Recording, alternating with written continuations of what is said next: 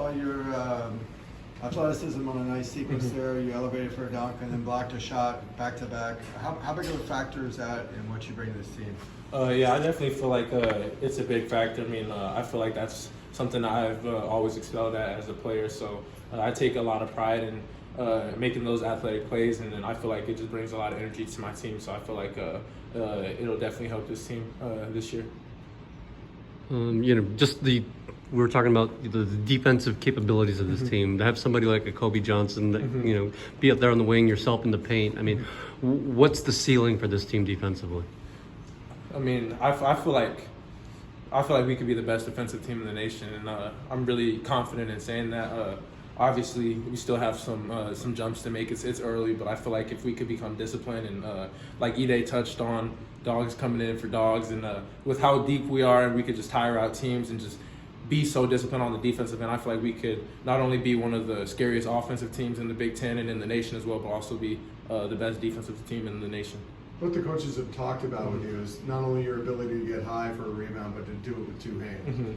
Is that something you had to learn? Is that something you've always been able to do, or is that something that came with more experience? Well, I would say it was definitely partially something I had to learn. Coming from my last league, obviously it's not the Big Ten or the Pac-12 or any Power 5 conference, so oftentimes I could just jump over people and nobody was up there with me. But obviously there's going to be athletes in a bigger conference, so one thing they've really emphasized to me is two hands, because sometimes I go up for the ball with one hand, and that oftentimes I would lose it. But at this level, you have to go after everything with two hands, and that's something I'm just going to keep continuing to work on. So as a high jumper, when did you decide you were going to put all your time into basketball? Oh, that was actually so it's actually a funny story. So my sophomore year, I had basketball, and then so going into the summer is when COVID was like first happening. So it was around March. We won the state championship, so I'm getting ready for my track season, and the world shuts down, so I can't run track. And it's like, well, might as well start focusing on basketball. And I was just working out, and just saw myself continuing to get better and better. And that's when I made that decision, just strictly focus on basketball. Did you also grow at that Yeah. point? I think over COVID, I probably grew 3 or 4 inches, I think. Yeah, I was shorter than my dad when COVID started, but over that break, he looked up one day and I was just towering over him a little bit. Your free throw stroke, it looks like you start with the ball set underhand.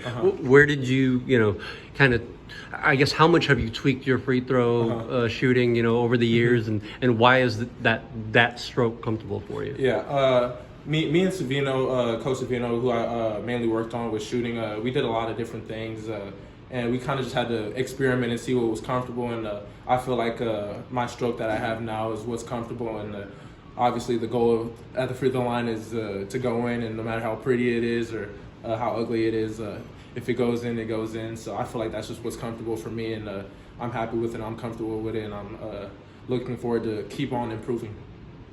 We saw you pop out to the three-point line sometimes, catch the ball and pass it from that position. How do you feel like confidence-wise on the offensive side when the ball's in your hands? Yeah, I definitely feel confident. I know Coach wants me to continue working on that at times, because they're going to pressure me, because obviously other teams might want the ball in my hands, so I just got to be strong with the ball and patient as well and make the right decisions. But I feel like as time has gone on since I first got here in the summer, I've gotten a lot more confident in that, and finding a guard and getting to action like a pick and roll or a handoff, and hopefully get a lob dunk or get somebody else open. So I feel like just over time and getting a lot of reps has made me a lot more comfortable with that.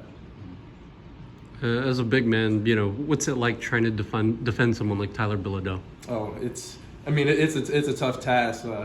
I know the nation better watch out for Tyler Bilodeau. That's my guy. I mean, love him, and he's just an amazing player. One of the best scorers I've ever guarded. He could score over you. He could score around you.